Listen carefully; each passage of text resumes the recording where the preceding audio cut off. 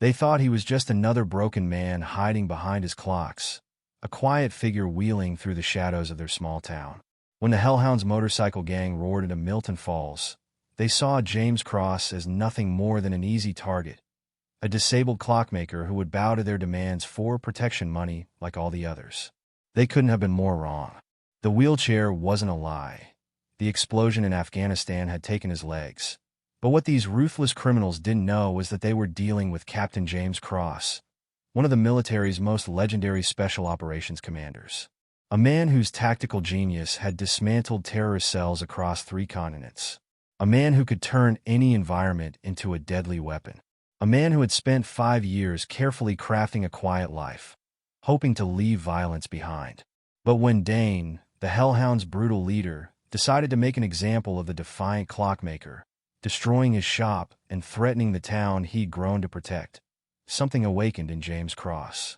In less than a week, the gang's motorcycles began mysteriously failing. Their members started disappearing, and cryptic messages appeared that sent chills through even the most hardened criminals. What followed would become legend in Milton Falls. The story of how a quiet man in a wheelchair transformed an entire town into an intricate trap, proving that the deadliest predators are often the ones hiding in plain sight. Before we dive deeper into this incredible story, tell us in the comments where you're watching from today. If this story resonates with you, make sure you're subscribed so you don't miss our upcoming tales of extraordinary individuals who changed their world. The gentle tick-tock of dozens of clocks filled the air of Cross's timepieces, a symphony of seconds marking time in their own unique rhythms. Afternoon sun filtered through the dusty display window, casting long shadows across the weathered wooden floor and illuminating countless timepieces that lined the walls. From delicate pocket watches to stately grandfather clocks, each with its own story to tell. In the heart of this mechanical orchestra sat James Cross, his wheelchair positioned perfectly at his workbench. His steady hands moved with practiced precision as he examined the intricate gears of an antique carriage clock through his watchmaker's loop. The brass piece dated back to the 1890s, and its owner, Mrs. Henderson, had nearly cried when bringing it in, explaining how it had belonged to her great-grandmother. James's fingers, calloused from years of detailed work, delicately manipulated a tiny screwdriver. Despite being confined to his wheelchair, his upper body moved with fluid grace, every motion economical and purposeful. His gray-flecked dark hair fell slightly over his forehead as he concentrated. The sleeves of his crisp white shirt rolled up to reveal forearms marked with faded scars that few ever noticed or dared to ask about. The small bell above the shop door chimed, and Sarah Miller, the town's librarian, entered with her usual warm smile. "Afternoon, James. How's Mrs. Henderson's clock coming along?" James looked up, his deep-set eyes crinkling slightly at the corners. "Almost there.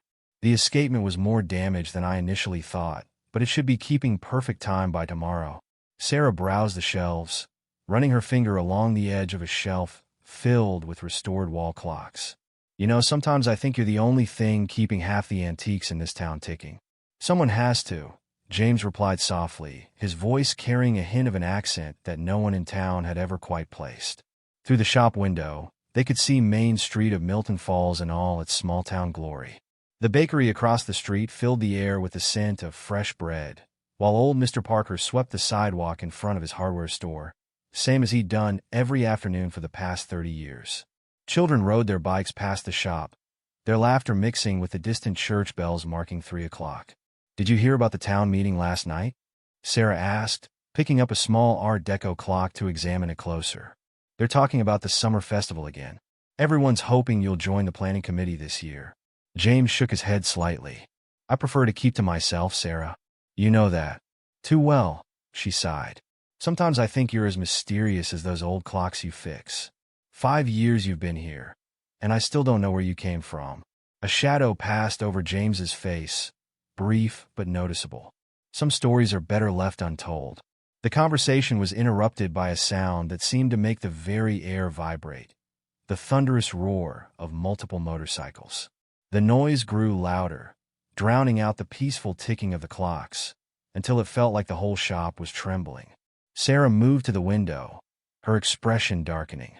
"Oh no, that can't be good." A convoy of motorcycles rolled down Main Street like a leather-clad tsunami. Their chrome gleamed aggressively in the afternoon sun, and their riders sat astride their machines with the easy confidence of men used to commanding fear and respect. The lead rider, a mountain of a man with a salt and pepper beard and arms covered in tattoos, raised his fist, signaling the others to pull over in front of the diner. "The Hellhounds," Sarah whispered, her hand unconsciously clutching the Art Deco clock tighter. "I've heard about them. They've been moving from town to town up the coast, causing trouble wherever they go." James carefully set down his tools and wheeled himself to the window. His expression remained neutral as he watched the scene unfold outside, but something flickered in his eyes, a hardness that seemed at odds with his gentle demeanor. The gang members dismounted, their boots hitting the pavement with heavy thuds that seemed to echo through the quiet street. There were 12 of them, each wearing leather vests emblazoned with their gang's snarling hellhound emblem. The leader, who would later be known as Dane, stretched his massive frame and surveyed the street like a king examining his new domain. "You should go home, Sarah," James said quietly, his eyes never leaving the scene outside. "Take the back door." "But James, please." Something in his tone made her set down the clock and hurry toward the rear exit, casting one worried glance over her shoulder before disappearing through the door. Outside, the Hellhounds were making their presence known. 2 of them entered the diner, while others spread out along the street. Mr. Parker quickly retreated into his hardware store, flipping his sign to closed. Parents hurried their children inside, and the usual afternoon bustle of Milton Falls ground to an anxious halt.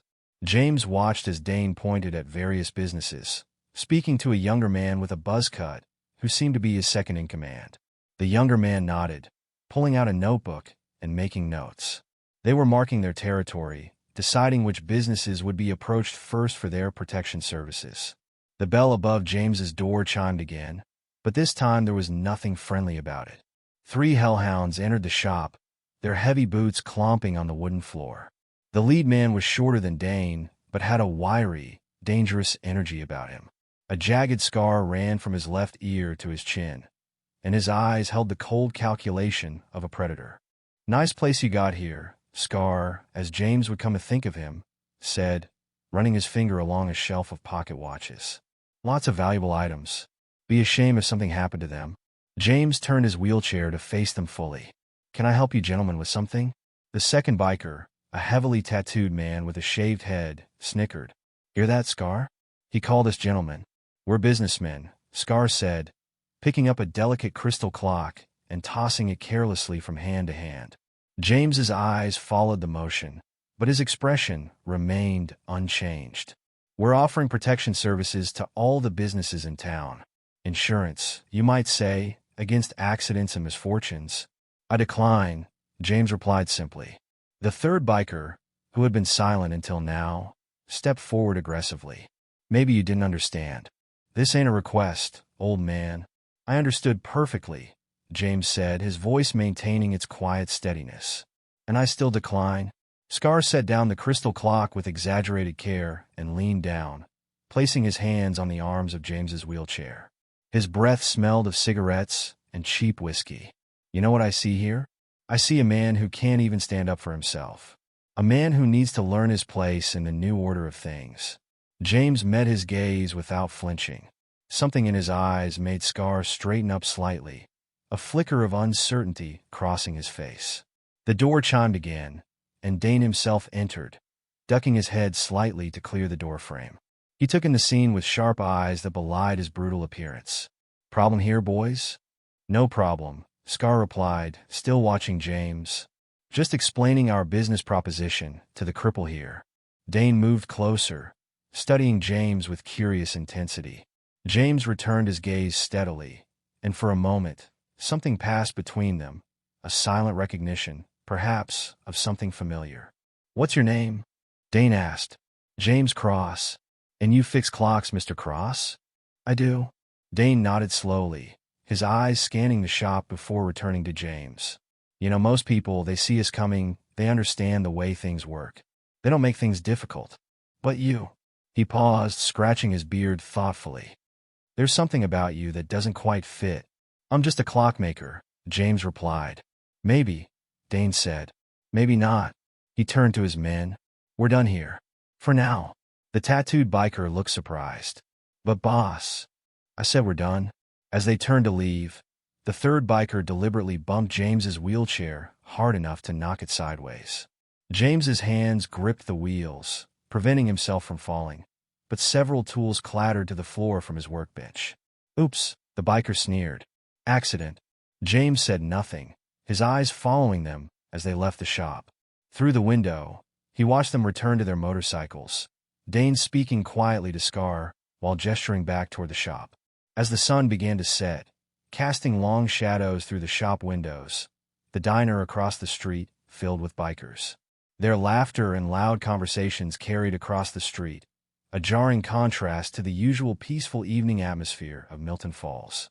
Old Joe Watson, who had lived in the town longer than anyone could remember, sat at the counter nursing his coffee and watching the newcomers with worried eyes. When Dane sat down near him, Joe cleared his throat. You boys might want to reconsider bothering James Cross, he said, his voice scratchy with age. Dane turned to him, amused. That's so. Why's that? Old-timer. Joe's roomy eyes held a hint of fear, but not of the bikers. Some men, they're quiet for a reason. Some men, they wheel themselves around in chairs and fix clocks because it's better than what they used to do. You understand what I'm saying? Dane's smile faded slightly. You know something about our friendly neighborhood clockmaker? I know enough to stay out of his way, Joe replied, standing up slowly. And I'm old enough to recognize when a man's hiding something dangerous. He shuffled toward the door, then paused. Just remember, I warned you. After the diner closed and the street grew quiet, James remained in his shop, working by lamplight. His hands moved mechanically over Mrs. Henderson's clock, but his mind was elsewhere. Finally, he wheeled himself to the back of the shop, where a heavy wooden chest sat partially hidden under his workbench. He ran his fingers over the lock, feeling the cold metal beneath his touch. Inside lay memories he'd hoped to leave behind, remnants of a life he'd traded for the quiet existence of a small-town clockmaker. For 5 years, he'd kept that chest locked, along with the past it contained. Now, as the distant sound of motorcycles echoed through the empty streets of Milton Falls, James sat in the darkness of his shop, surrounded by the steady ticking of his clocks, and wondered how much longer his carefully constructed peace would last. In the shadows, his expression hardened into something that would have made even the Hellhounds pause, a look that spoke of violence long contained, but never forgotten. His fingers traced a particularly deep scar on his forearm, and for a moment, the quiet clockmaker disappeared, replaced by someone else entirely, someone who knew far more about inflicting pain than fixing timepieces. But then the moment passed, and James wheeled himself back to his workbench. He picked up his tools and returned to Mrs. Henderson's clock, losing himself in the intricate dance of gears and springs, trying to ignore the whispers of his past that grew louder with each passing hour. The night settled over Milton Falls like a heavy blanket, but few in town slept soundly. Change had come roaring in on motorcycles, and everyone could sense that the peaceful facade of their small town was about to be shattered. And at the center of the coming storm sat a quiet man in a wheelchair, whose steady hands could fix any clock but couldn't repair the broken piece of the life he'd built for himself. As the hours ticked away, marked by the countless timepieces in his shop, James Cross waited, knowing that sooner or later, the past always demands its due. And when it did, the Hellhounds would learn what old Joe already knew, that some men are quiet not out of weakness, but because they're trying to forget the sound of screams. The night wrapped around Milton Falls like a thick velvet curtain, broken only by the occasional flicker of streetlights and the distant rumble of motorcycles. At Cross's timepieces, the symphony of ticking clocks continued their eternal rhythm, marking time in an empty shop. Or so it seemed. Snake and Razor, two of the newer Hellhounds recruits eager to prove themselves, approached the darkened storefront. Snake, tall and lean with a serpentine tattoo coiling up his neck, tested the back door's lock with practiced hands. You sure about this? Razor whispered, his nervous energy betrayed by the constant adjustment of his fingerless gloves. Something about that guy gives me the creeps. Snake snorted, producing a slim gem from his leather jacket. He's a cripple who plays with watches. What's he gonna do? Throw a gear at us? The lock yielded with a soft click, and they slipped inside like shadows, flashlight beams dancing across walls of timepieces. The shop felt different at night. The gentle ticking now somehow ominous, like hundreds of mechanical hearts beating in the darkness. "Let's make this quick," Snake said, hefting a crowbar. Dane wants him to get the message. They began their work with cruel efficiency. Snake swung his crowbar into a display case, sending shards of glass and precious timepieces cascading to the floor. Razor upended the workbench, tools scattering across wooden planks with metallic clinks. "Look at this," Razor laughed, holding up an antique pocket watch. "Probably worth a fortune." He smashed it against the wall, its delicate internal mechanism spraying out like mechanical confetti. Neither man noticed the almost imperceptible shift in the darkness behind them, the whisper of rubber wheels on wooden floors. "Hey," Razor called out, moving toward the back room. "Should we check if he's—" The rest of his sentence died in his throat as something whistled through the air. A flash of silver, a clock hand, honed to razor sharpness, embedded itself in his shoulder. Razor screamed, dropping his flashlight, which rolled across the floor, casting wild shadows. "What the foo?" Snake spun around, crowbar raised, but the darkness seemed to come alive.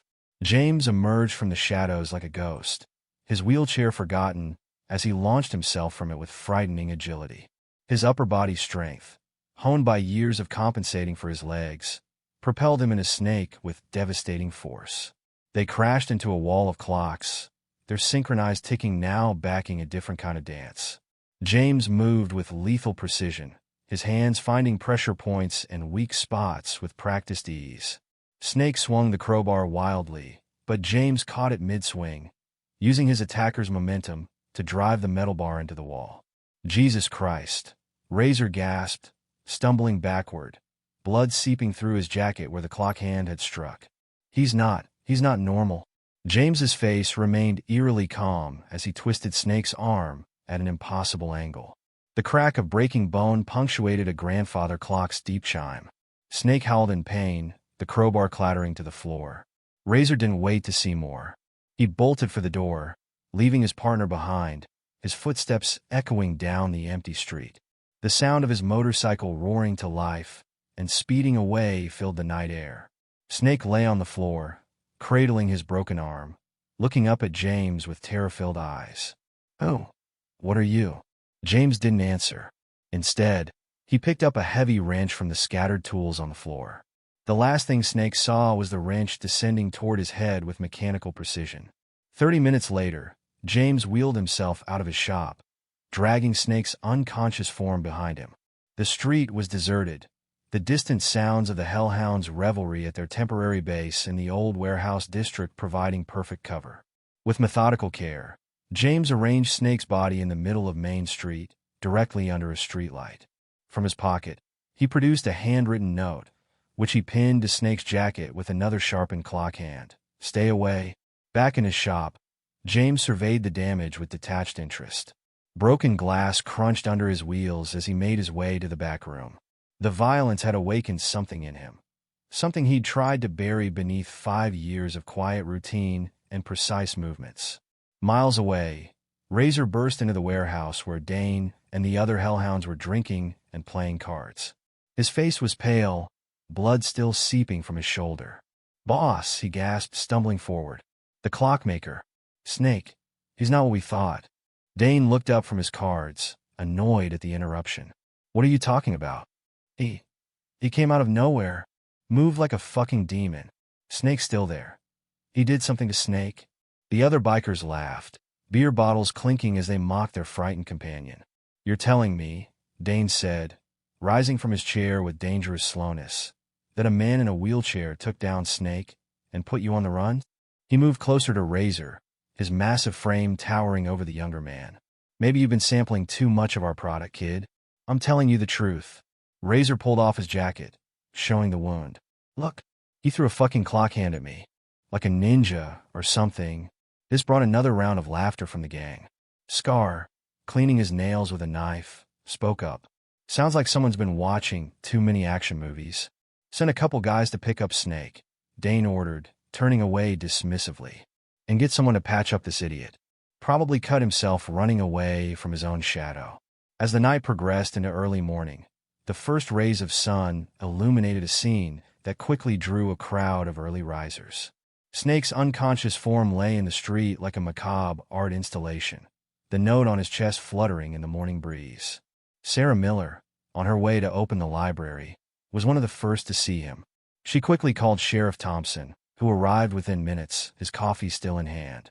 "Jesus," Thompson muttered, kneeling beside Snake's body. "He's alive, but somebody worked him over good." He pulled out his radio to call for an ambulance, then noticed the note. His eyes widened as he read it. By noon, the whole town was buzzing with speculation. Groups gathered at the diner, their usual breakfast conversations replaced with whispered theories about James Cross. "I heard he was Special Forces," Betty, the diner's waitress, confided to her regular customers. "My cousin works at the VA in the city. Says there are rumors about a wheelchair-bound operative who—" "Don't be ridiculous," Mr. Parker interrupted, but his voice lacked conviction. "He fixes clocks, for heaven's sake." Old Joe Watson sat at his usual spot, saying nothing, but wearing a knowing look that drew several questioning glances. Through it all, James worked in his shop as if nothing had happened. He'd cleared away the broken glass and righted his workbench before opening time. When customers came in, drawn as much by curiosity as business, he attended to their needs with his usual quiet efficiency. Sarah visited around closing time, her eyes taking in the subtle signs of the previous night's violence. A crack in the wall here, a missing display case there. "Are you okay?" she asked, genuine concern in her voice. People say many things," James replied, adjusting his loop to examine a watch mechanism. "Most of them aren't worth listening to." But after Sarah left, after the sun had set and the street grew quiet once more, James wheeled himself to the hidden chest beneath his workbench. The lock opened with a soft click that seemed to echo in the darkness. Inside, carefully arranged, lay the remnants of another life. A custom-modified Sig Sauer P226, its serial numbers professionally removed.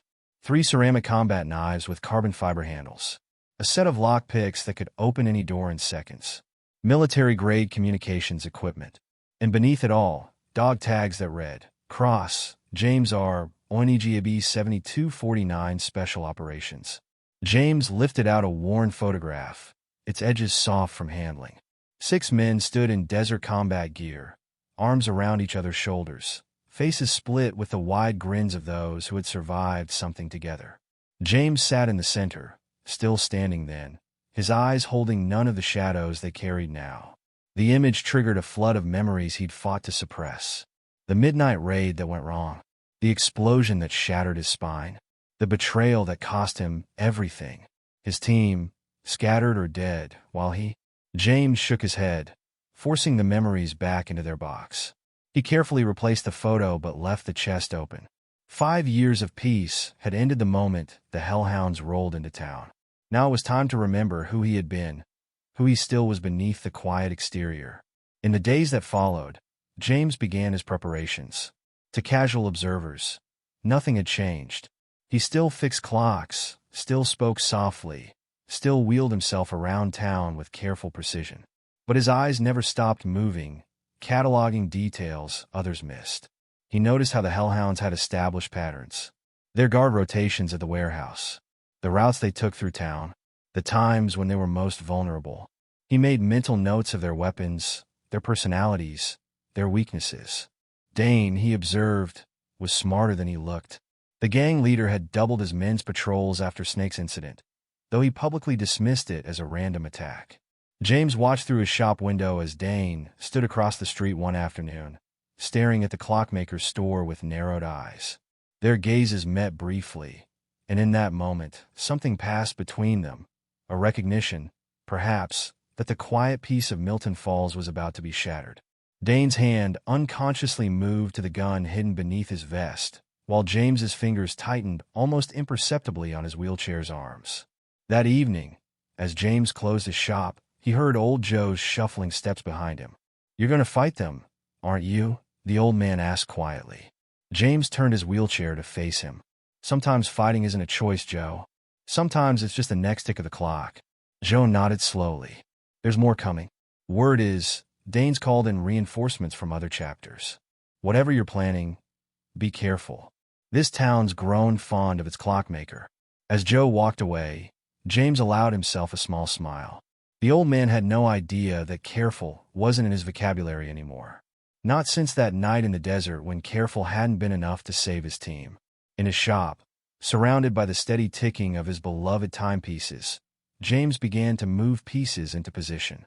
He modified tools into weapons, converted watch parts into improvised devices, and calculated angles and trajectories with the same precision he used to repair delicate chronometers. The Hellhounds had made a crucial mistake. They'd seen the wheelchair and assumed weakness. They'd heard the quiet voice and imagined fear. They'd walked into his shop thinking they were the predators. But as James sat in the darkness, listening to the mechanical symphony of his clocks counting down to inevitable conflict, he knew the truth. They weren't the hunters here. They were simply the next target on a list that had started 5 years ago in a desert halfway around the world. The time for hiding was over.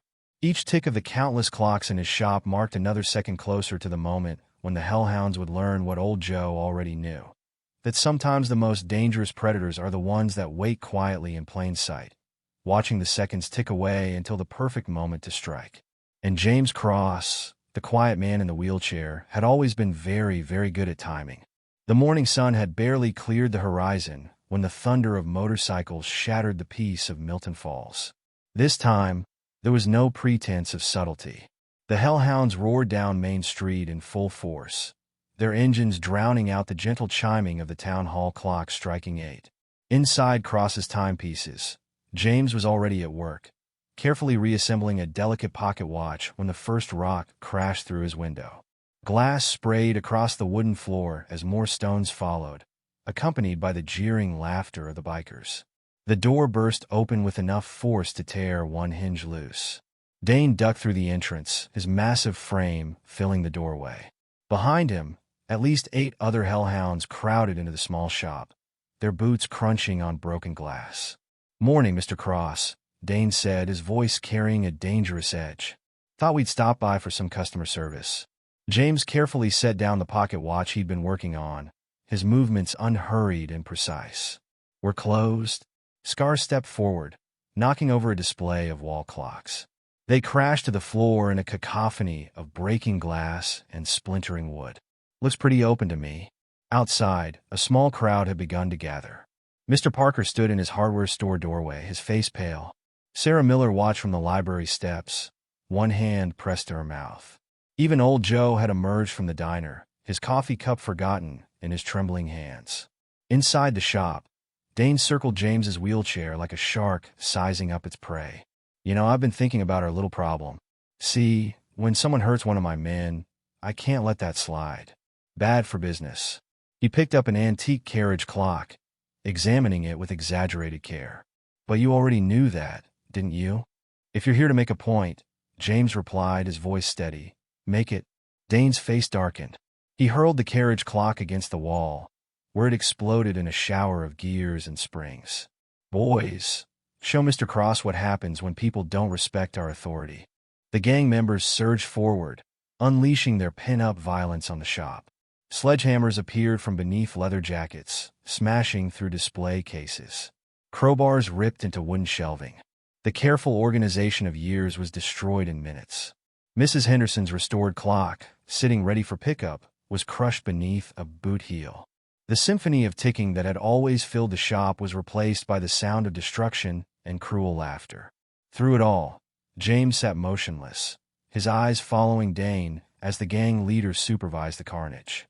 There was something in that steady gaze that made even the most hardened bikers glance away quickly. "Hey, check this out." One of the younger gang members, a wiry man called Twitch, grabbed the handles of James's wheelchair. "What's wrong, old man? Need a ride?" Before James could respond, Twitch yanked the wheelchair backward, spilling James onto the floor. Tools and broken clock parts dug into his palms as he caught himself.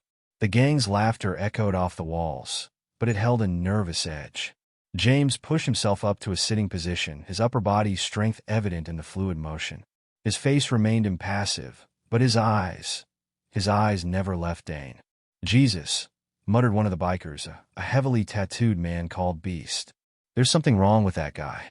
He ain't right in the head. Shut up, Dane snapped, but there was a flicker of uncertainty in his expression. He'd seen that look before, in another life, in the eyes of men who killed without hesitation or remorse. Twitch grabbed the wheelchair, lifting it over his head. What do you say, boss? Think he needs this anymore? Dane nodded, and the wheelchair went crashing through the front window, landing in a twisted heap on the sidewalk. The gathered townspeople jumped back, a collective gasp rising from the crowd. Next time, Dane said, crouching down to James's level, it'll be you going through that window. Understand?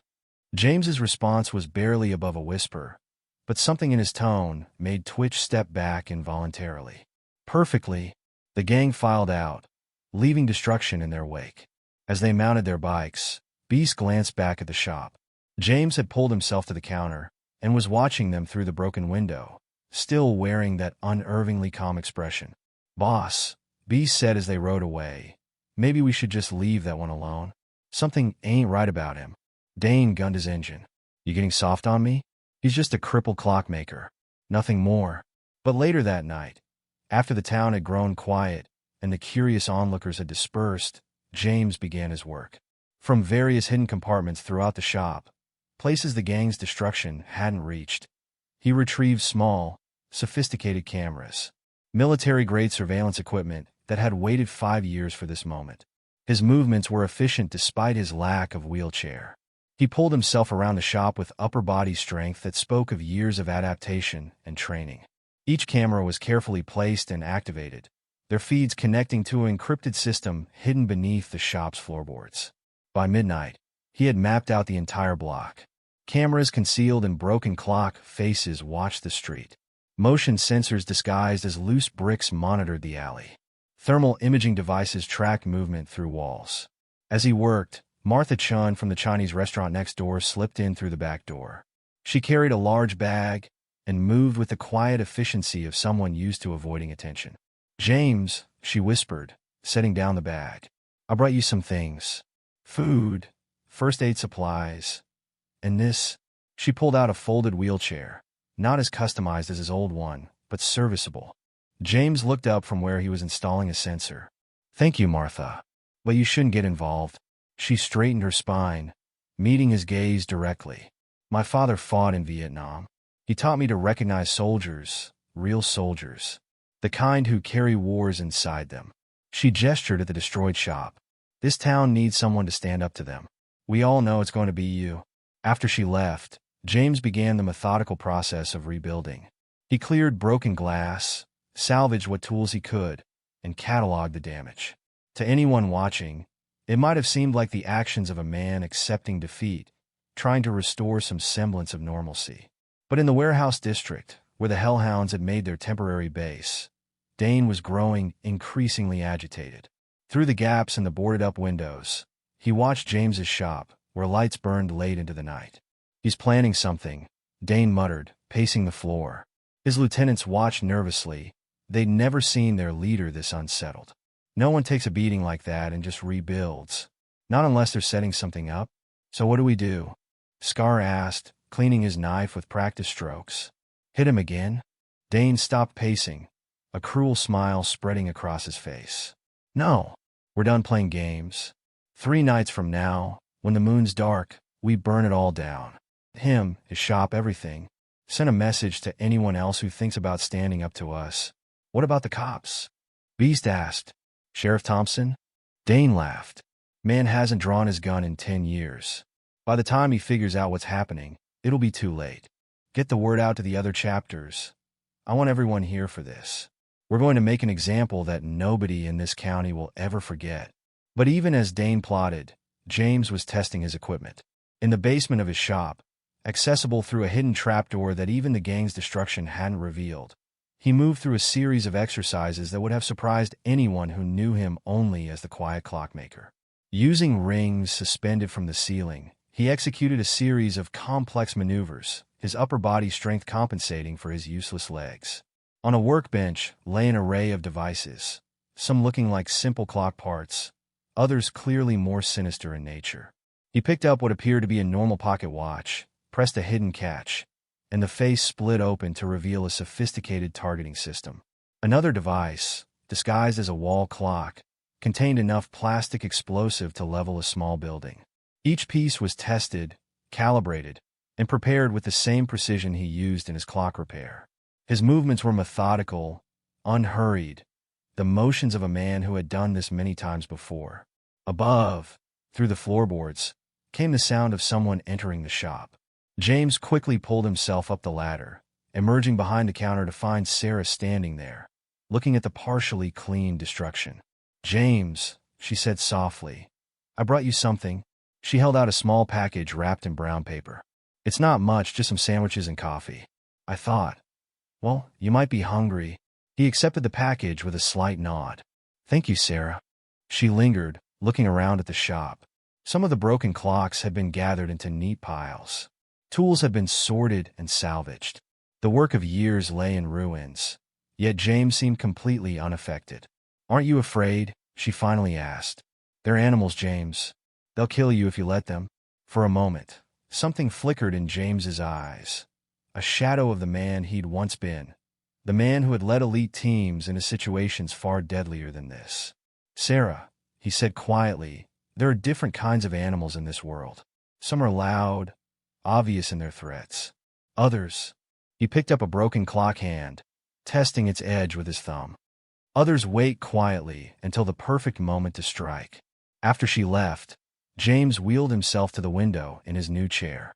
Across the street, he could see hellhounds watching his shop, making no effort to hide their presence. They wanted him to see them, wanted him to fear what was coming. But as the sun set over Milton Falls, casting long shadows across Main Street, it wasn't James who should have been afraid. In his shop, surrounded by the steady ticking of the few surviving clocks, he continued his preparations. Each movement was precise, each calculation exact. The Hellhounds thought they were dealing with a broken man, a crippled clockmaker who would be an easy example. They had no way of knowing that they'd wandered into the carefully constructed world of a predator who had spent 5 years perfecting his patience. As night fell, James tested one final device, a modified wristwatch that could deliver an electrical charge strong enough to incapacitate a man. The spark jumped between contacts with a satisfying crackle. "Time," he murmured to himself, "is on my side." In the darkness of his shop, surrounded by the ruins of his peaceful life and the tools of his violent past, James cross-waited. The quiet man in the wheelchair had become something else, something that the Hellhounds would soon learn to fear. The clocks that still worked continued their steady count, marking the moments until chaos would return to Milton Falls. But this time, when violence erupted, it wouldn't be the random destruction of thugs and criminals. This time, it would be precise, calculated, and absolutely lethal, just like the man they had mistaken for an easy target. In the pre-dawn darkness of his shop's basement, James Cross sat at a weathered wooden table, his callous fingers tracing the edges of old photographs spread before him. The soft glow of a single lamp illuminated faces frozen in time, younger versions of himself standing tall among his team, their special forces patches barely visible in the desert sun. One photo in particular drew his attention. 6 men posed in front of a burned-out building somewhere in Afghanistan, their faces streaked with dust and gunpowder. Captain James Cross stood in the center, his arm around Lieutenant Mike "Ghost" Wilson's shoulders. They were all grinning, the wild, alive sort of grin that comes after cheating death. "Ghost," James muttered, touching his old friend's image. "You always said the quiet ones were the most dangerous." The memories came flooding back, no longer held at bay by years of careful suppression. Flashback, Afghanistan, 2019. The night was moonless, perfect for their operation. Captain James Cross led his 5-man team through the mountains, their movements silent despite their heavy gear. Their target, a compound housing a cell of arms dealers supplying weapons to various terrorist groups. "Ghost, take point," James whispered into his radio. "Hawk, watch our 6. Remember, we need the leader alive. He is intel we need." They moved like shadows, each man knowing his role perfectly. Years of working together had made them an extension of each other's will. As they approached the compound, James held up his fist, the signal to halt. Guards patrolled the perimeter, their AK-47s slung carelessly over their shoulders. They weren't expecting trouble this far into their territory. That would be their last mistake. James touched his throat mic, execute. What followed was a masterclass in special operations efficiency. Ghost and Hawk took out the perimeter guards with suppressed shots. James and the others breached the main building, moving room to room with lethal precision. In the command center, James encountered the cell leader. The man raised his weapon, but James was faster. In 3 fluid movements, he disarmed the leader, broke his arm, and had him zip-tied to a chair. That's why they call him the clockmaker, Ghost said to the newest team member, Rodriguez. Everything's precise, calculated, timed perfectly. The mission was textbook perfect until they found the basement. Instead of weapons, they discovered something far worse. Evidence of human trafficking. And a timer counting down. It's a trap, James shouted. Everyone out now. They moved fast, but not fast enough. The explosion caught them halfway up the stairs. James felt the heat first, then the impact as he was thrown against a wall. Pain exploded in his lower back, and darkness claimed him. He woke up 3 days later in a military hospital, Ghost by his bedside. The news was brutal. His spine was damaged. He'd never walk again. But his team had survived because he'd recognized the trap in time. Present day. James blinked away the memory, his hands unconsciously gripping his wheelchair's arms. The quiet tick of clocks above reminded him where he was, Milton Falls, 5 years later. But the muscle memory remained. The training still lived in his bones. He pulled out more items from the chest. His combat knife, still sharp enough to split a hair. The modified garrote wire disguised as a watch chain. The small notebook containing codes and protocols that had never been declassified. Time to wake up, he muttered to himself, wheeling over to his workbench. The peaceful clockmaker had enjoyed his retirement, but the situation with the Hellhounds demanded the return of the soldier. Using his surveillance equipment, James had already mapped out the gang's patterns. Their main base in the abandoned warehouse was poorly secured. They relied on numbers and reputation rather than proper security. Their weekly weapons deal happened every Thursday behind the old lumber mill. Their patrol routes were predictable, their guard rotation sloppy. He began crafting his tools with the same precision he once used to plan military operations. A smoke bomb built into an alarm clock's housing. Flashbangs disguised as pocket watches. Tripwires made from clock chains. Each device was tested, calibrated, and prepared with mechanical precision. Upstairs, the bell above his shop door chimed. James quickly covered his work and hauled himself up the ladder. Tommy Baker, the 16-year-old son of the local mechanic, stood nervously by the counter. Mr. Cross? Tommy shifted from foot to foot. I thought you should know. The Hellhounds, they're planning something big. I overheard them in my dad's garage. James wheeled himself behind the counter. Tell me, they're getting a big shipment next week. Guns, mostly, but also some heavy stuff. Explosives, maybe? They were talking about making examples of people who don't fall in line. James nodded slowly. Thank you, Tommy. You should go home now. Be careful who you talk to about this. Mr. Cross? Tommy paused at the door. Everyone's scared of them. But not you. You're different. The way you look at them, it's like you've seen worse. After Tommy left, James returned to his basement workshop. He had all the intelligence he needed now. The weapons deal would be their vulnerable point. Lots of money changing hands, everyone nervous and trigger-happy. He picked up one of his modified smoke bombs, studying it in the dim light. 5 years ago, he'd used similar devices to disable a convoy carrying weapons to insurgents. The results had been effective. Flashback, Iraq, 2018. The convoy moved through the narrow mountain pass. 3 armored vehicles carrying enough weapons to supply a small army. Captain Cross and his team had spent 3 days setting up their ambush points. Remember, James told his team, timing is everything. One mistake, and we're dead. The first vehicle hit the tripwire exactly where James had calculated it would. The smoke bomb he'd crafted deployed perfectly, filling the narrow pass with thick, disorienting clouds. The drivers, unable to see, slammed on their brakes. That's when James's team struck. With surgical precision, They disabled the vehicles and neutralized the guards. Not a single shot was fired, just smooth, clinical efficiency. Like clockwork, Ghost had said afterward, clapping James on the shoulder. You ever get tired of this life? You could open a watch shop. Present day.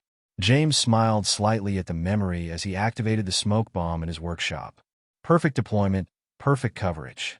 He hadn't lost his touch. The basement had become an arsenal disguised as a clock repair workshop.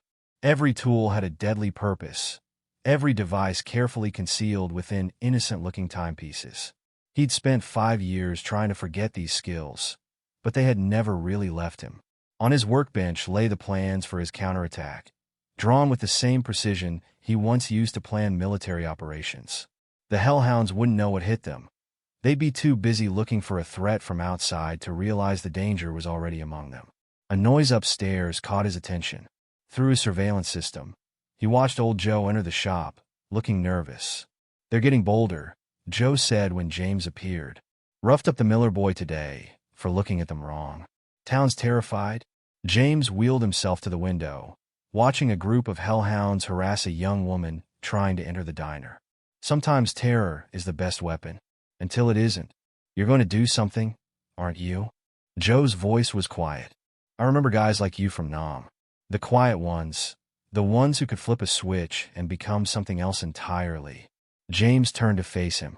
Joe, you might want to take a vacation next week. Visit your sister in Arizona, perhaps. The old man nodded slowly. Just try to leave some of the town standing, okay? After Joe left, James returned to his basement. He pulled out one final photo from the chest, a picture taken just days before the explosion that changed his life. In it, he stood with Ghost beside a disabled enemy vehicle, both of them covered in dust but looking satisfied. Ghost had died 2 years ago in another operation, another explosion. James hadn't attended the funeral. The quiet clockmaker couldn't explain his connection to a fallen Special Forces operator. But as he studied his old equipment, tested his devices, and refined his plans, James felt his old friend's presence. Ghost had always said James was at his most dangerous when he was quiet, when he retreated into that cold, calculating space where emotion gave way to pure tactical thinking. The Hellhounds had made a fatal error. They'd seen the wheelchair and assumed weakness. They'd heard the quiet voice and assumed fear. They'd looked at the clockmaker and seen an easy target. They should have looked closer. Should have noticed how his eyes tracked their movements with military precision. Should have wondered why a simple clockmaker never seemed surprised by violence. Should have asked themselves why a man in a wheelchair showed no fear of their threats. James wheeled himself to his workbench and began his final preparations. Each device was checked and rechecked. Each trap was tested and refined. Each calculation was verified and confirmed.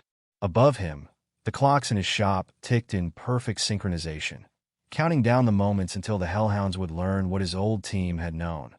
That James Cross was most dangerous when he was at his quietest, when the clockmaker gave way to the soldier, when the precision of his craft turned from repairing timepieces to orchestrating destruction. Time, he whispered, arming another device, waits for no man.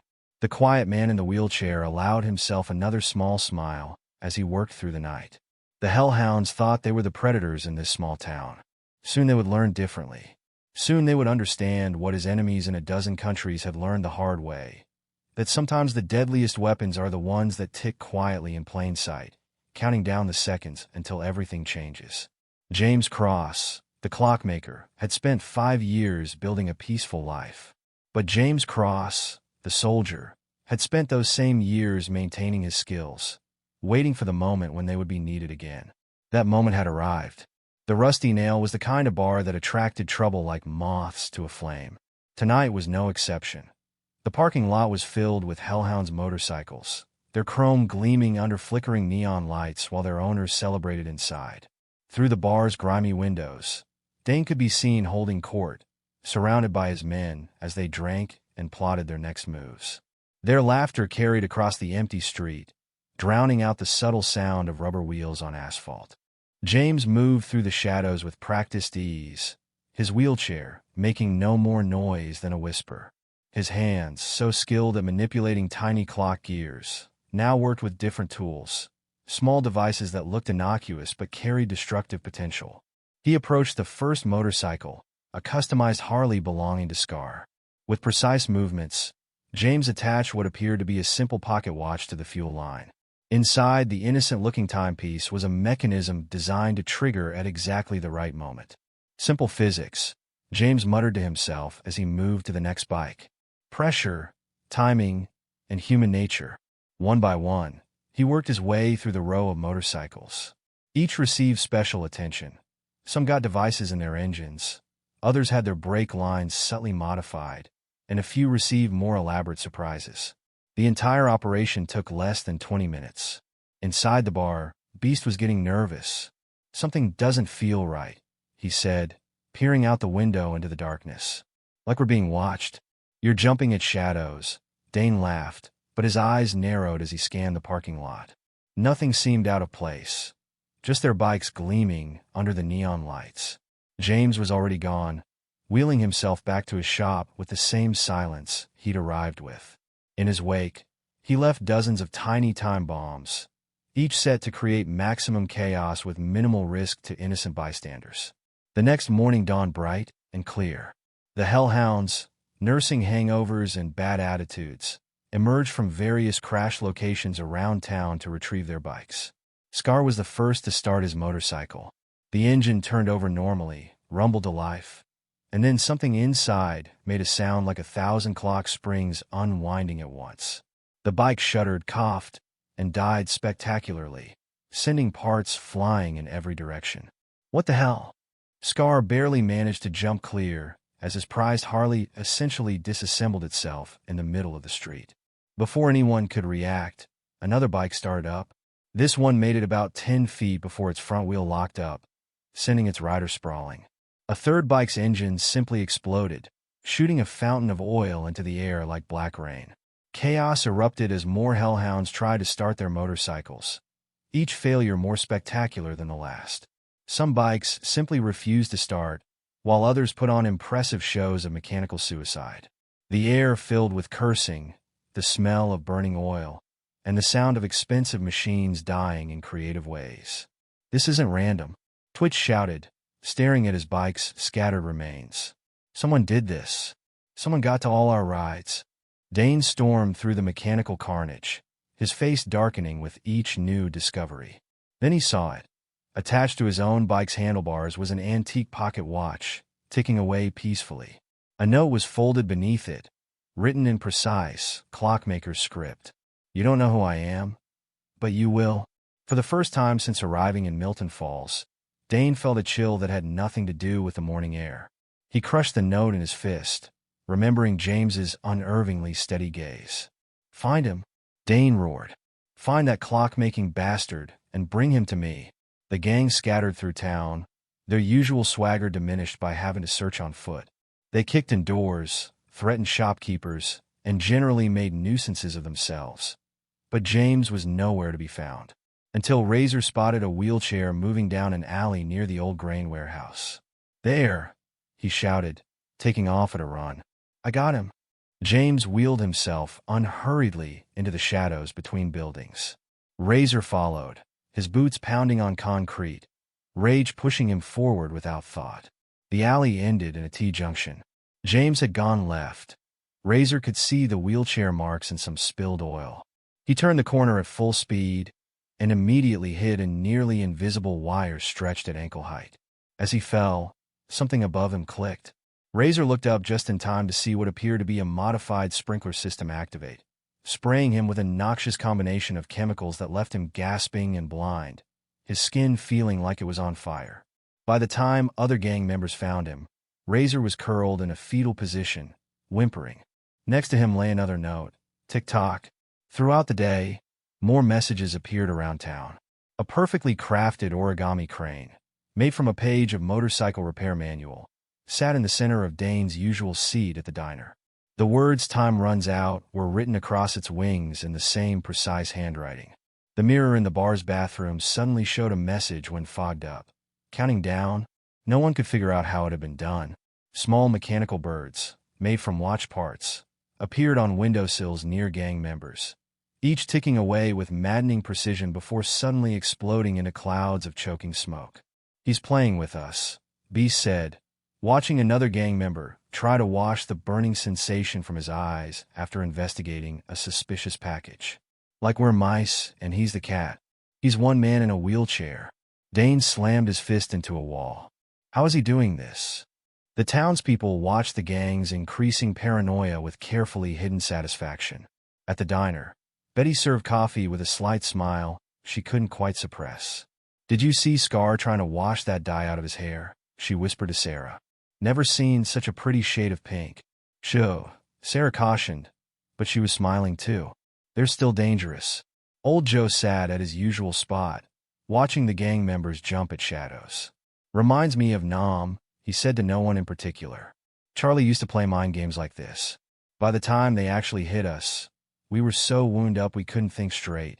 The Hellhounds gathered at their warehouse that evening, their numbers diminished by injuries and frayed nerves. Those who still had working motorcycles had parked them inside, posting guards to watch them. Dane paced the floor, the day's collection of notes spread out before him, each one written in the same steady hand, each one promising more chaos to come. "Boss," Scar said, his face still bearing chemical burns from investigating one of James's traps, "maybe we should cut our losses. This town ain't worth—" "No." Dane's roar echoed off the warehouse walls. "No one does this to us. No one makes fools of the Hellhounds." He grabbed a shotgun from the weapon rack. "I want him dead. I want his shop burned to the ground. I want this whole damn town to learn what happens when someone crosses us." "But boss," Beast interjected, "we don't even know how he's doing this. He could be anywhere. He could have traps anywhere." "Then we burn it all," Dane snarled. "Every building, every business, until there's nowhere left for him to hide. Send word to the other chapters. I want every Hellhound within 500 miles here by the end of the week." In his shop, James watched the warehouse through his surveillance feeds. He'd anticipated this reaction. People like Dane always responded to fear with escalating violence. It was predictable, almost mathematical in its certainty. He wheeled himself to his workbench, where more devices waited for assembly. Each one was a piece in a larger plan, each one designed to push the gang closer to making a crucial mistake. Sarah visited just before closing time, her face worried. "People are talking about leaving town," she said. "They're afraid of what the gang might do now that you've provoked them." James continued working on what appeared to be a pocket watch, but contained enough plastic explosive to level a small building. "Sometimes things have to get worse before they can get better. Can you really stop them?" Sarah asked quietly. "There are so many of them, and they're calling in reinforcements." James looked up, and something in his expression made Sarah step back. For a moment, she didn't see the quiet clockmaker. She saw someone else, someone who calculated human reactions with the same precision he used to calibrate timepieces. "Numbers don't matter," he said softly. "Only timing does." After she left, James returned to his basement workshop. On his bench lay the components for dozens more devices, each one deadlier than the last. The time for psychological warfare was coming to an end. Soon the real violence would begin. But as he worked through the night, surrounded by the tick-tock of countless clocks, James allowed himself a small smile. The Hellhounds thought they were escalating the conflict, thought they were taking control of the situation. They didn't realize they were just gears in a larger machine, moving exactly as he'd planned, turning inevitably toward their own destruction. Somewhere in town, a pocket watch began to tick. Thunder rolled across Milton Falls, but it wasn't from the storm clouds gathering overhead. The rumble of dozens of motorcycles echoed off buildings as reinforcements arrived from the neighboring chapters of the Hellhounds. They came in waves, from Riverdale, from Carson City, from every town where the gang had a foothold. Dane stood on the warehouse loading dock, counting bikes as they arrived. His face split into a predatory grin as the numbers grew. 20, 30, 40. By sunset, nearly 50 additional riders had joined his ranks. "Let's see how brave the clockmaker is now," he muttered, watching his strengthened force settle into their temporary home. Through his surveillance cameras, James observed the influx with clinical detachment. He'd expected this. Men like Dane always reached for quantity when quality failed them. From his basement workshop, he made final adjustments to his town-wide defense network. Motion sensors disguised as loose bricks were placed at strategic corners. Pressure plates hidden under innocent-looking puddles would trigger various surprises. Every alley, every shortcut, every potential escape route had been considered and prepared. "Time to close the trap," James murmured, activating his security grid. The first incident occurred near midnight. A group of newly arrived bikers, eager to prove themselves, decided to patrol the town's back streets. They found themselves in an alley that suddenly filled with dense smoke. Panicking, they ran directly into nearly invisible wires that clotheslined them off their bikes. By morning, stories were spreading through the gang. 3 men had been found hanging upside down from a fire escape, tied up with clock chains. Another group had their bikes mysteriously stop working, only to discover all their fuel lines had been precisely cut while they were sitting on the bikes. "He's everywhere and nowhere," Beast told Dane, his usual bravado diminished. "Like a ghost?" Dane's response was to organize a full-scale assault on James's shop. 20 men, armed with various weapons, approached from different directions. They'd learned from their previous encounters. They checked for tripwires, watched for suspicious devices. It didn't help them. The first wave reached the shop's front door. The leader, a burly man called Tank, raised his shotgun to blast the lock, and the sidewalk beneath them suddenly became a skating rink. Some kind of chemical reaction had instantly frozen the concrete, sending tough bikers sprawling like amateur ice skaters. Those who avoided the ice found themselves caught in a storm of smoke bombs, each precisely timed and placed to drive them into pre-selected killing zones. Modified sprinkler systems sprayed them with chemicals that burned eyes and throats. From his vantage point inside, James orchestrated the chaos like a conductor leading a symphony. Each trap triggered the next in a carefully planned sequence, hurting the gang members exactly where he wanted them.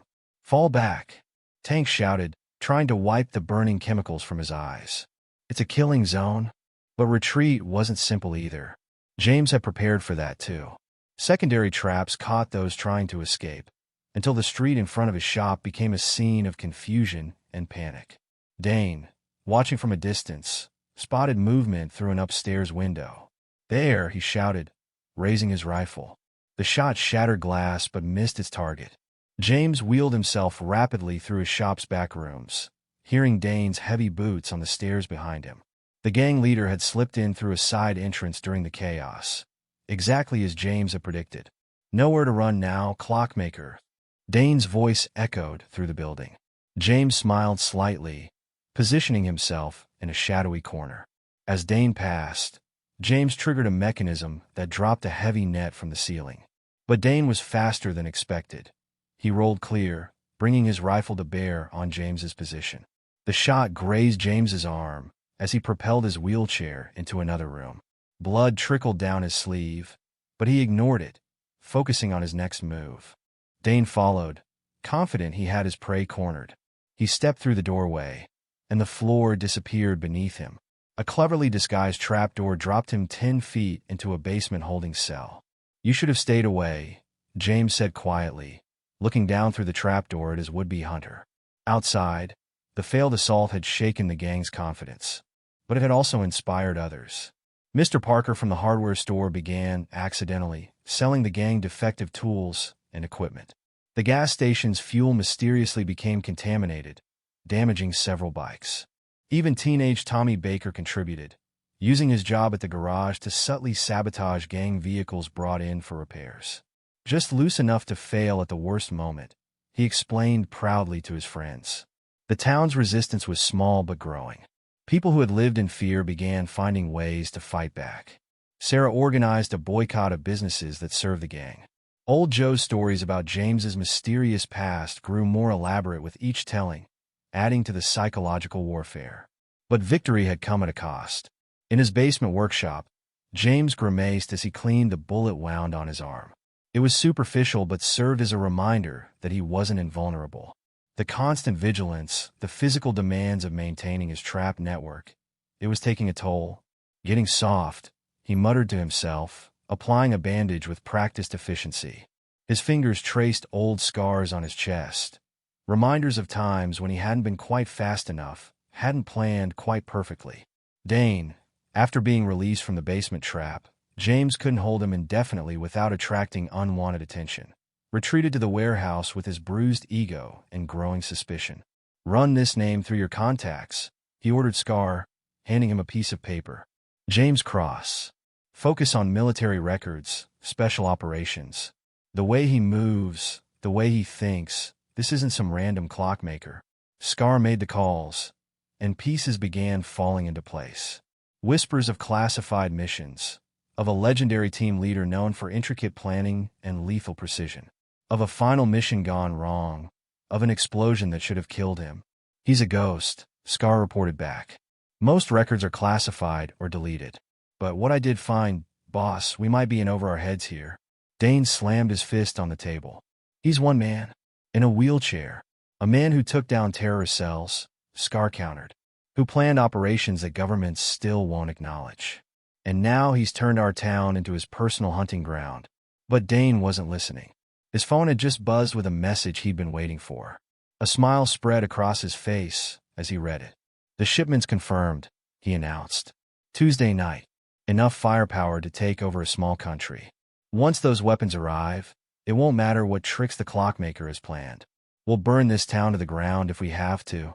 Through his surveillance network, James watched the gang's increased activity with growing concern.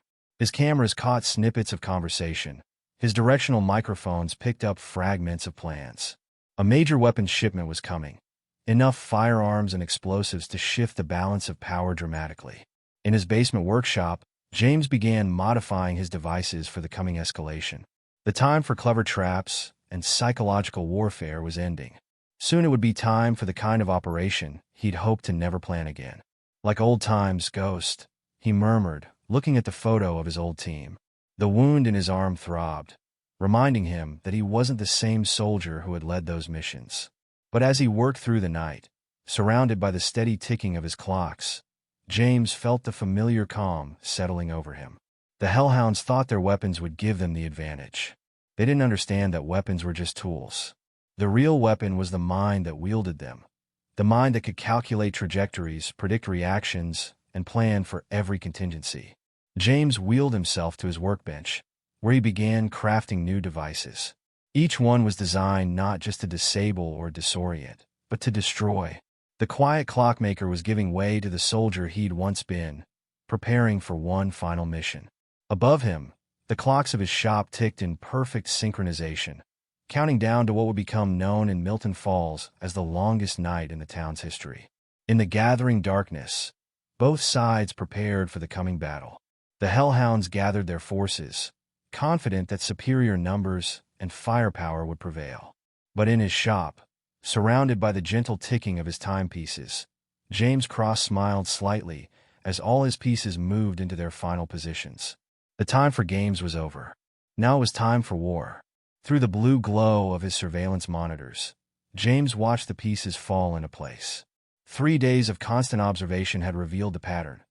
The weapons deal would go down at the abandoned lumber mill just outside town. The location made sense.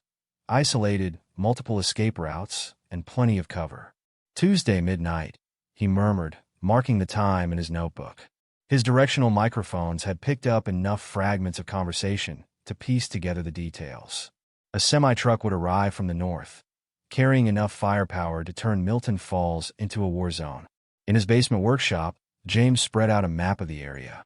Each potential approach route was marked, each line of sight calculated. He'd spent the last 2 days placing sensors and cameras throughout the zone, creating a web of surveillance that nothing could slip through undetected. Now he worked methodically, planning his trap network with mathematical precision. Each device was crafted for a specific purpose, designed to trigger in sequence like the gears of a complex timepiece. "Time to start the countdown," he whispered, wheeling himself to his workbench.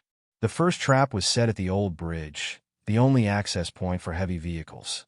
James modified the structure's support beams, not enough to collapse it, but enough to make it impassable after the weapons truck crossed.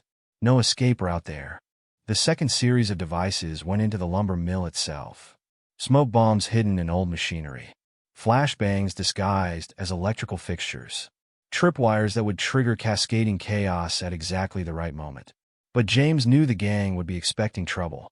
They'd grown paranoid, checking every shadow twice. He needed a distraction, something to split their forces. The answer came in the form of an old delivery van, modified with remote controls and loaded with enough pyrotechnics to simulate a small army attacking from the south. James smiled slightly as he put the finishing touches on his decoy.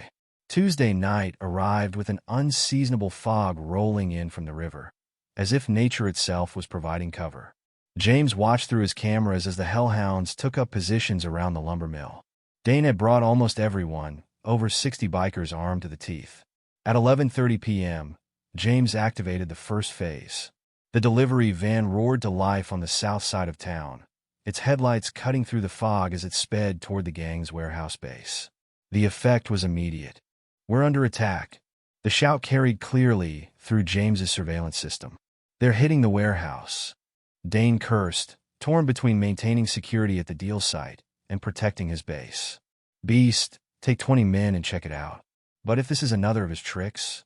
James watched as a third of the gang's forces roared off into the night, chasing his remote-controlled decoy. Phase 1, complete. At 11:45, the weapons truck appeared right on schedule, grinding its way across the old bridge. James waited until it was halfway across before triggering his first real trap.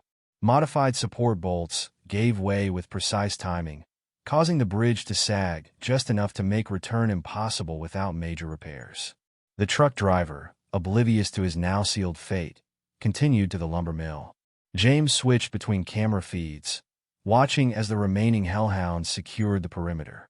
They were being careful, checking for his usual tricks, but they couldn't check everywhere. At midnight exactly, James struck. The first explosion came from the south, his decoy van, loaded with enough fireworks to light up the sky. As planned, it drew everyone's attention for crucial seconds. That's when the real attack began.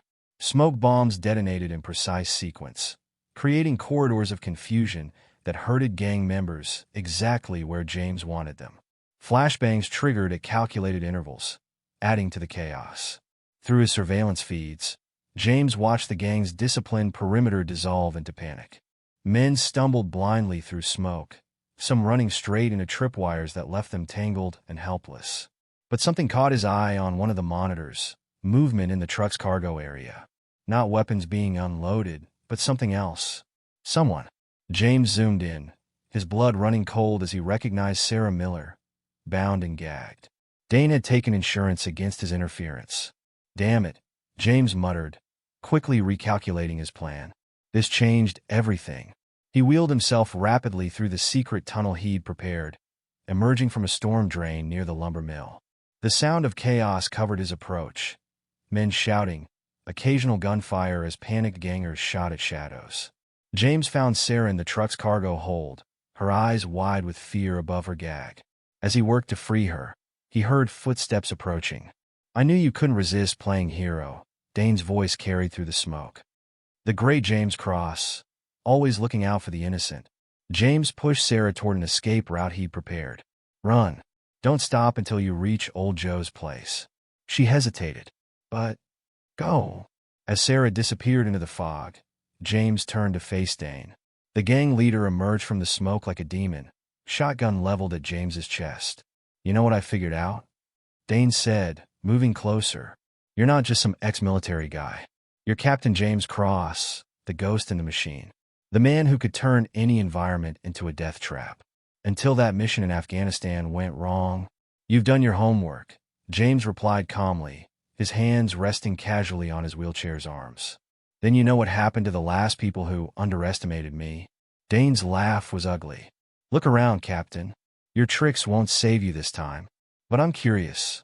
Why? Why risk everything for this worthless town? Because someone has to stand up to men like you?" Noble words from a broken man. Dane raised his shotgun. "But this ends now. And after you're dead, I'm going to burn this town too." James triggered the device in his wheelchair's arm. A flash of brilliant light erupted, temporarily blinding Dane. By the time the gang leader could see again, James was gone. But this wasn't over. James knew Dane would need to restore his authority after this failure. He'd need a grand gesture, something to prove his power. The answer came the next morning. The church bells began ringing at dawn, not their usual pattern, but an irregular rhythm that caught James's attention. Through his surveillance network, he saw what Dane had done. The gang had taken over the church, holding Father Michael and several parishioners hostage. A crude message had been painted on the white walls. "Come face me, clockmaker." Predictable, James muttered, but his eyes were hard. Using the church was clever. Lots of open space, multiple vantage points, and enough innocent lives at stake to force his hand. He approached openly, wheeling himself down Main Street as the sun climbed higher. Townspeople watched from behind curtained windows, their faces showing equal measures of hope and fear. The church doors were open, revealing Dane standing at the altar. The hostages knelt in the first pew, guarded by Beast and Scar. "Welcome to the house of God," Dane called out as James entered. "Seemed appropriate for your last confession." James stopped halfway down the center aisle. His eyes scanned the interior, noting each gang member's position, each potential weapon or tool. "Let them go," he said quietly. "This is between us. No, this is about power, about showing everyone what happens when they defy us. These people trusted you to protect them. Now they'll watch you die. Why do men like you always talk so much?" James's voice carried clearly in the church acoustic. "Is it ego? Insecurity? Or just poor planning?" Dane's face darkened. "You're the one in a trap this time. No tricks, no gadgets, nowhere to run." James smiled slightly. "Who said I was running?" The first explosion came from the bell tower, where James had planted charges days ago. As the bells crashed down, cutting off the gang's high ground, more devices activated. The church's ancient sprinkler system sprang to life, but instead of water, it sprayed a dense, disorienting fog. James moved fast, despite his wheelchair. Years of training took over as he deployed flashbangs and smoke grenades with precise timing. In the chaos, the hostages managed to break free, running for the exits. Dane, enraged, fired his shotgun blindly. "I'll kill you. I'll kill everyone in this town." "You sound desperate." James's voice seemed to come from everywhere and nowhere. Like a man who knows he's already lost. A shape loomed through the fog, James's empty wheelchair. Dane blasted it, only to realize too late it was a decoy. The real attack came from behind as James, who had pulled himself onto a pew, wrapped a metal wire around Dane's throat. But the gang leader was stronger than expected. He slammed them both backward, breaking James's hold. The wheelchair-bound warrior rolled clear as Dane's shotgun roared again, splinters flying from the pew where he'd been a second before. James triggered his last device, a modified stun grenade that filled the church with deafening sound and blinding light. In the confusion, he made his escape through a pre-prepared route in the vestry. Outside, police sirens could be heard approaching. Someone had finally called the state authorities. But James knew this wasn't over. Dane had been humiliated publicly now. His response would be devastating. Back in his shop, James began preparing for the final confrontation. He knew Dane's type. Men who confuse violence with strength, who saw mercy as weakness. The gang leader would gather every available member, every weapon they could find, and try to raze Milton Falls to the ground. As he worked through the night, crafting new devices and plotting strategies, James allowed himself a grim smile. Dane thought he was winning by forcing escalation, by pushing things toward all-out war.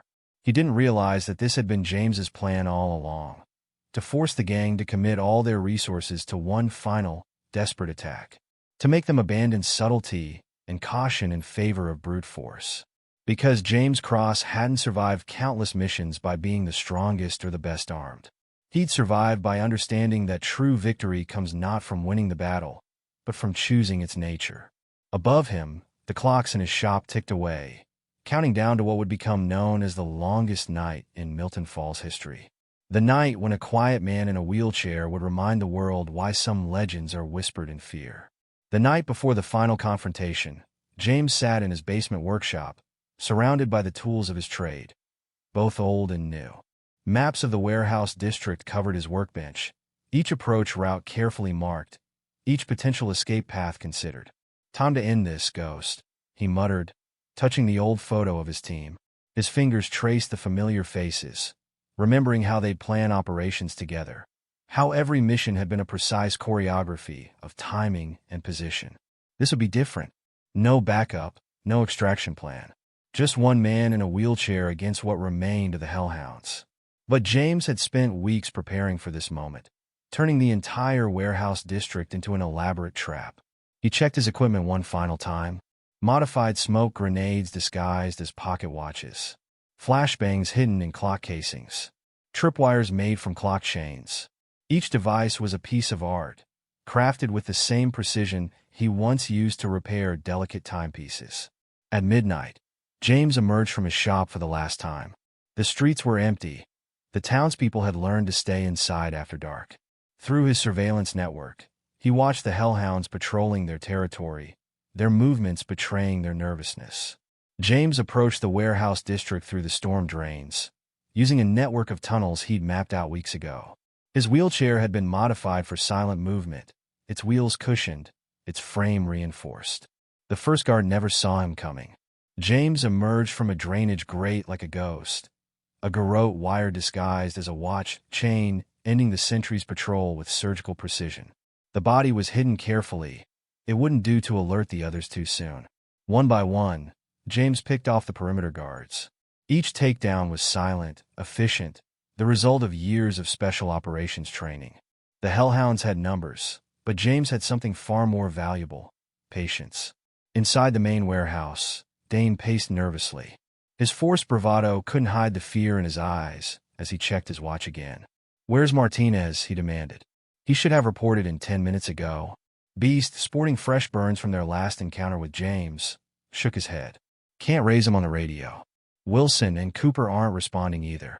"He's here," Scar whispered, his face pale in the dim light. "He's hunting us." A noise from the darkness made them all jump. Something metallic hit the concrete floor, rolling toward them. A pocket watch, its face glowing faintly in the darkness. "Get down!" Dane shouted, but too late. The watch exploded in a brilliant flash of light and sound, followed immediately by thick smoke that filled the warehouse floor. Through his night vision goggles, James watched the chaos unfold. The gang members fired blindly into the smoke, their shots going wide as panic set in. James triggered his next series of devices, small charges that created the illusion of attackers on all sides. "He's everywhere!" someone screamed. The sound of motorcycles roaring to life filled the air as the less committed members of the gang decided to cut their losses and run. James moved through the smoke like a predator, his wheelchair silent on the concrete floor. Each encounter was brief and decisive. A throat strike here, a precision-aimed stun gun there. The gang's numbers dwindled rapidly as fear did most of his work for him. Finally, only Dane and his inner circle remained. They had retreated to the warehouse office, barricading themselves inside. "Come out and face me." Dane's voice carried an edge of hysteria.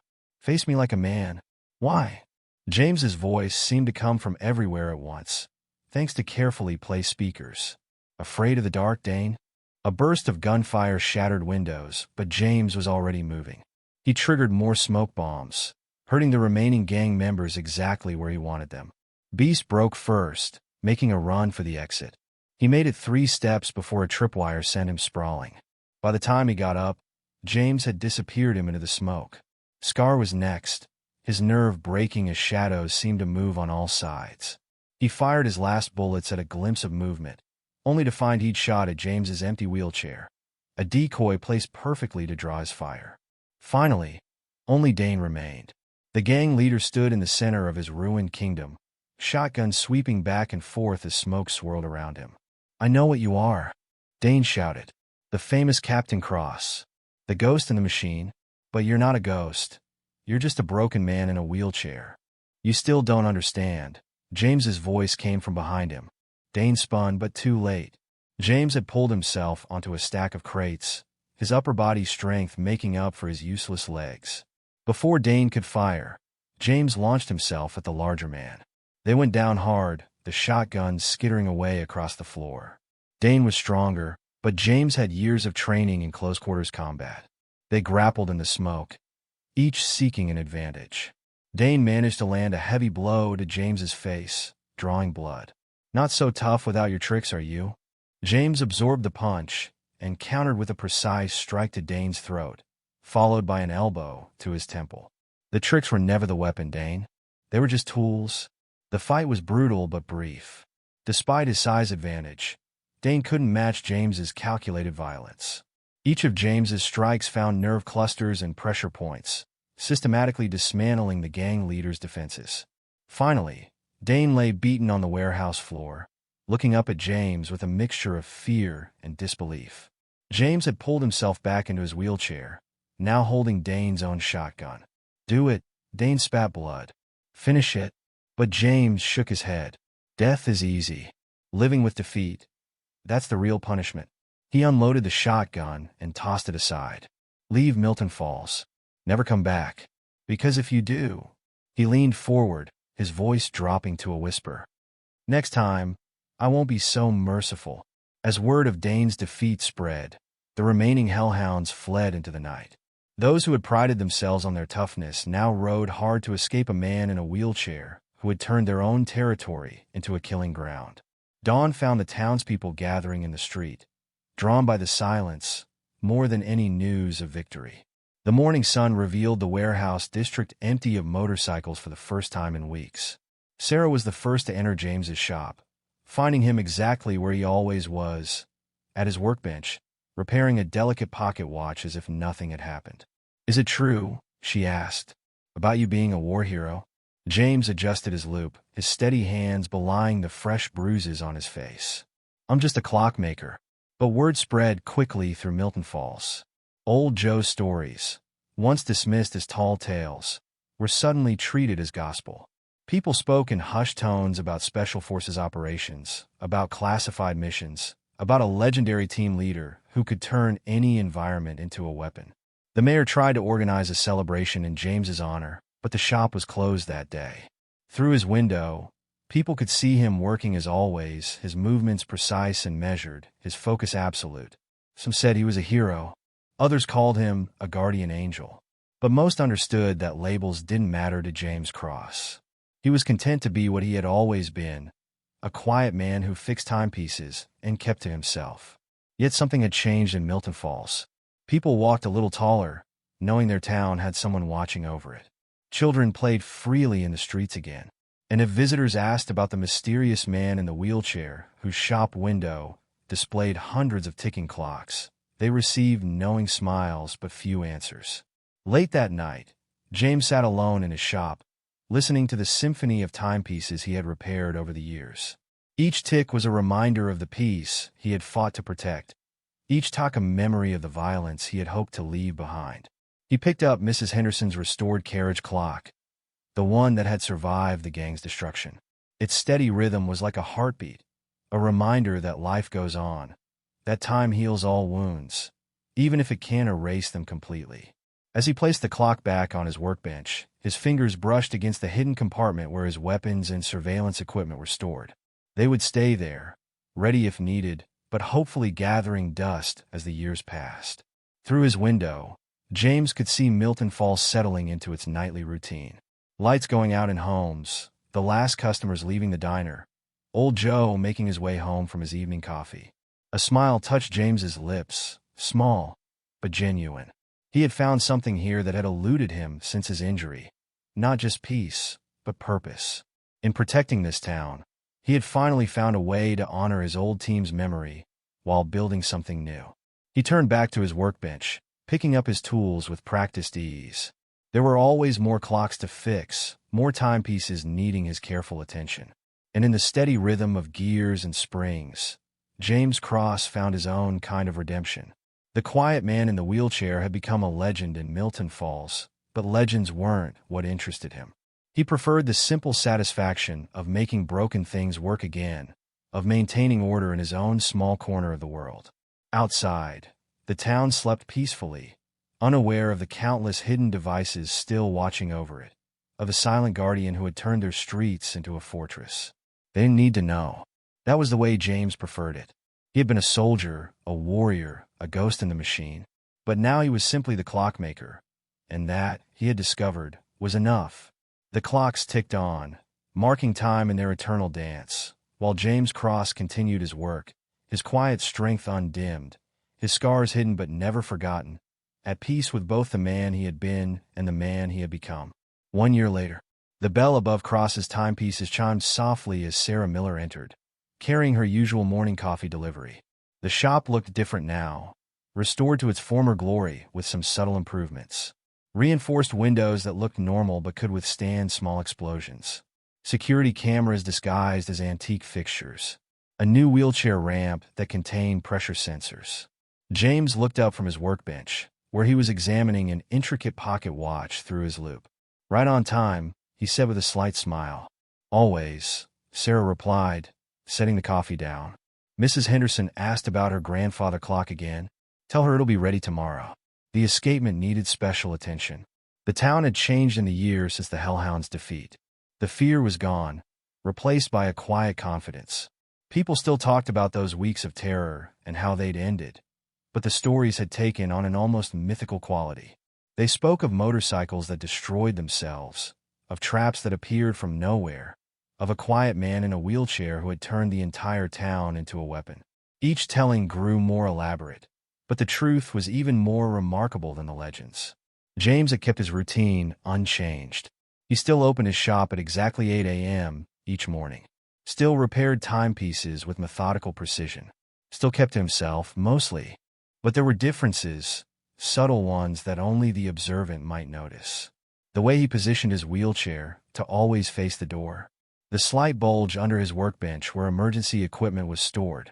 The fact that his surveillance network still monitored every approach to Milton Falls. "Have you heard from them?" Sarah asked, settling into what had become her regular chair by the counter. "The Hellhounds?" James adjusted a tiny gear with microscopic precision. "They won't be back." He didn't mention the reports he still received through old military contacts. How Dane had tried to rebuild his gang in another state, only to have mysterious accidents plague them until they disbanded completely. How other criminal organizations had suddenly lost interest in Milton Falls, as if the town had been marked as forbidden territory. The bell chimed again as Tommy Baker rushed in, his face flushed with excitement. "Mr. Cross, my dad says the old Chevy's ready." James nodded, wheeling himself from behind the counter. The '57 Chevrolet had been his project for the past few months, a vehicle modified to accommodate his wheelchair while looking completely normal. Another piece of equipment carefully disguised as something innocent. "Let's take a look," he said, following Tommy outside. Main Street was busy with morning traffic. Mr. Parker was sweeping his sidewalk, same as always. Old Joe sat in his usual spot at the diner, sharing his increasingly elaborate stories about James's military days with anyone who'd listen. The Chevy gleamed in the morning sun, its classic lines unchanged despite the sophisticated modifications hidden beneath its skin. James examined the hand controls and wheelchair lift with approval. "Perfect work, Tommy. Your father's taught you well." The boy beamed with pride. He'd been helping with the car's modifications, learning not just mechanics but some of James's other skills as well. The town's youth had found a quiet hero in the clockmaker, though few understood just how much they were learning from him. Later that evening, as James closed his shop, he spotted a familiar face across the street. Ghost's widow Marie had moved to Milton Falls 6 months ago. She never mentioned their shared past, but sometimes she'd bring him cookies and they'd talk about nothing in particular. "Quiet night," she said as he wheeled past. "Always is these days." They both knew it wasn't an accident. James's security network had expanded, covering not just the town, but several miles in every direction. Any threat would be detected long before it reached Milton Falls. In his basement workshop, James maintained his equipment with the same care he showed his clocks. The weapons were cleaned and oiled, the surveillance systems updated, the traps checked and reset. Not because he expected trouble, but because routine was important. He'd added a wall of photos next to his workbench. His old team still held the central spot, but around it were new pictures. Sarah bringing coffee. Tommy learning to repair a clock movement. The town's Christmas parade where he'd finally agreed to join in. A new life built around the framework of the old one. The next morning, a stranger rode into town on a motorcycle. Not a gang member. His bearings said military. He parked outside James's shop but didn't enter immediately, studying the building with professional interest. Through his cameras, James recognized him. Captain Mike Reynolds, one of Ghost's old protégés. The man had risen through the ranks, now commanding his own special operations team. When Reynolds finally entered, he found James working as always. "Captain Cross," he said quietly. "Not anymore." James didn't look up from his work. "Just a clockmaker now." Reynolds shifted uncomfortably. "There's a situation. Something that needs your particular skills. The kind of operation only you could plan." "No, sir, with all due respect." James finally looked up, his steady gaze making Reynolds step back slightly. "I found something here, Captain. Something worth protecting. Something worth staying for." Reynolds nodded slowly, understanding. He left a card on the counter anyway before leaving. "If you ever change your mind." But they both knew he wouldn't. James had fought his wars, paid his dues. Now he had a different mission, keeping watch over a small town that had given him back his purpose. That evening, as the sun set over Milton Falls, James sat in his shop, surrounded by the gentle ticking of his clocks. Each one marked time in its own way, just as each person in town played their part in its rhythm. Sarah stopped by with dinner, as she often did now. They ate quietly, comfortable in each other's company. No need to discuss the past or worry about the future. The present was enough. "Do you ever miss it?" she asked suddenly. "The excitement, the action?" James considered the question, looking out at the peaceful street where children played without fear, where people walked freely even after dark. "No," he said finally. "I found something better."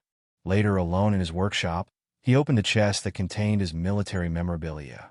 The photos, the medals, the classified documents. Pieces of a life that seemed increasingly distant. But he didn't close the chest. Instead, he added something new, a recent photo of himself surrounded by townspeople at the summer festival. In it, he was smiling slightly, at peace with both who he had been and who he had become.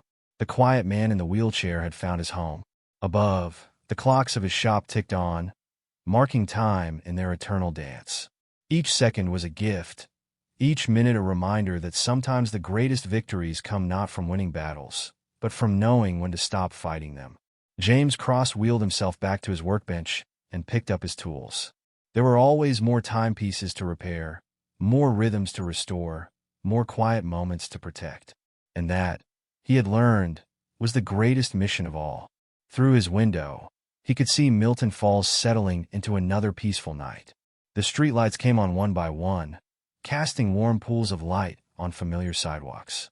Old Joe made his way home from the diner, tipping his hat as he passed the shop. Tomorrow would bring new challenges, new clocks to fix, new rhythms to maintain.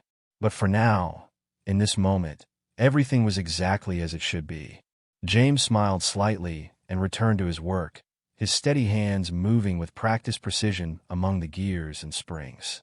The quiet tick-tock of countless timepieces filled the air, a symphony of peace in a world he had helped create. Outside, Milton Falls slept soundly, protected by its unlikely guardian, a quiet man in a wheelchair who had turned his scars into strength and his pain into purpose. The legend of James Cross would live on in whispered stories and late-night tales. But the truth was simpler and more profound. Sometimes the greatest heroes are the ones who choose to stay in one place, who find their victory not in conquest, but in preservation. As night settled over the town, the clocks in James's shop continued their eternal dance, marking time in a rhythm that spoke of peace, of purpose, and of the quiet strength that comes from knowing exactly where you belong. The end. What would you do if you discovered someone in your community had a hidden past like James Cross? Share your thoughts in the comments below. If this story of courage and redemption touched you, don't forget to hit that like button and subscribe to our channel for more extraordinary tales of unlikely heroes. Until next time, remember, sometimes the quietest people have the loudest impact.